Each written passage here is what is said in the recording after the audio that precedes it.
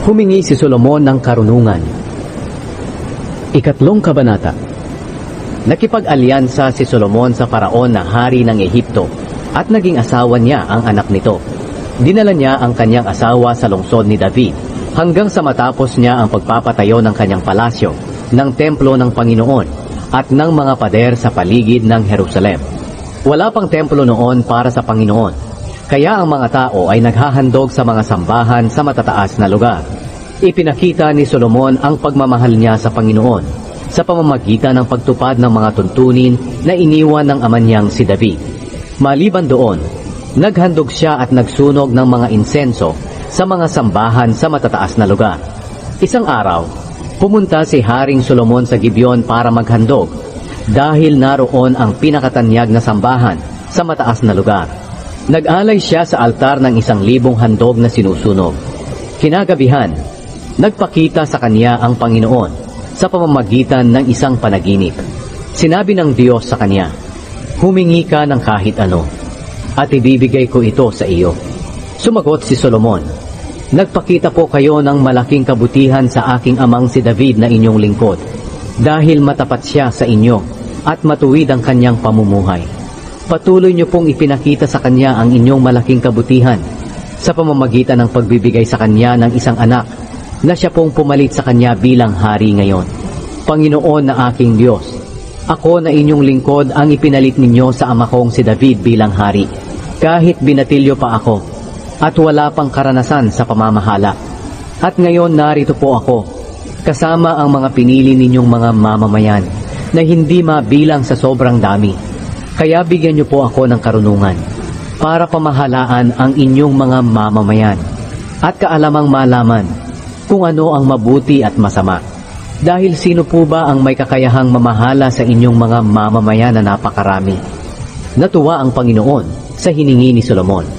Kaya sinabi ng Diyos sa kanya, "Dahil humingi ka ng kaalaman na mapamahalaan ang aking mga mamamayan at hindi ka humingi ng mahabang buhay o kayamanan o kamatayan ng iyong mga kaaway, ibibigay ko sa iyo ang kahilingan mo.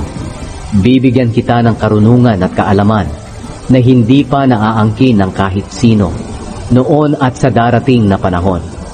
Bibigyan din kita ng hindi mo hiningi, ang kayamanan at karangalan, para walang hari na makapantay sa iyo sa buong buhay mo. At kung susunod ka sa aking mga pamamaraan at tutupad sa aking mga tuntunin at mga utos, katulad ng ginawa ng iyong ama na si David, bibigyan kita ng mahabang buhay." Nagising si Solomon at naunawaan niya na nakipag-usap ang Panginoon sa kanya sa pamamagitan ng panaginip. Pagbalik ni Solomon sa Jerusalem, tumayo siya sa harap ng kahon ng kasunduan ng Panginoon at nag-alay ng mga handog na sinusunog at mga handog para sa mabuting relasyon. Nagpahanda agad siya ng mga pagkain para sa lahat ng pinuno niya. Ang mahusay na paghatol ni Solomon. May 2 babaeng bayaran na pumunta kay Haring Solomon. Nagsalita ang isa sa kanila, "Mahal na hari, ako at ang babaeng ito ay nakatira sa iisang bahay. Nanganak ako habang naroon siya sa bahay. Pagkalipas ng 3 araw, siya naman ang nanganak. Kaming 2 lang ang nasa bahay at wala ng iba. Isang gabi nahigaan niya ang kanyang anak at namatay ito. Nang maghating gabi, bumangon siya habang natutulog ako at pinagpalit ang mga anak namin. Inilagay niya ang anak ko sa tabi niya at ang anak naman niyang namatay ay inilagay niya sa tabi ko. Kinabukasan nang bumangon ako para pasusuhin ang anak ko, nakita kong patay na ito. At nang mapagmasdan ko ng mabuti ang sanggol sa liwanag, nakita kong hindi siya ang aking anak." Sumagot ang isang babae, "Hindi totoo iyan. Akin ang buhay na sanggol at sa iyo ang patay." Pero sinabi ng unang babae, "Hindi totoo iyan. Iyo ang patay na sanggol at akin ang buhay." Kaya nagsagutan silang 2 sa harapan ng hari. Sinabi ng hari, "Ang bawat isa sa inyo ay gustong angkinin ang buhay na sanggol, at walang isa man sa inyo ang gustong umangkin sa patay na sanggol." Kaya nagutos ang hari na bigyan siya ng espada. At nang dalhan siya ng espada, inutos niya, "Hatiin ang buhay na sanggol at ibigay ang bawat kalahati sa kanilang 2, dahil sa awa ng totoong ina sa kanyang sanggol." Sinabi niya sa hari, Maawa po kayo, mahal na hari. Huwag po ninyong patayin ang sanggol. Ibigay nyo na lang po siya sa babaeng iyan. Pero sinabi ng isang babae, hatiin nyo na lang po ang sanggol para wala ni isa man sa amin ang makaangkin sa kanya.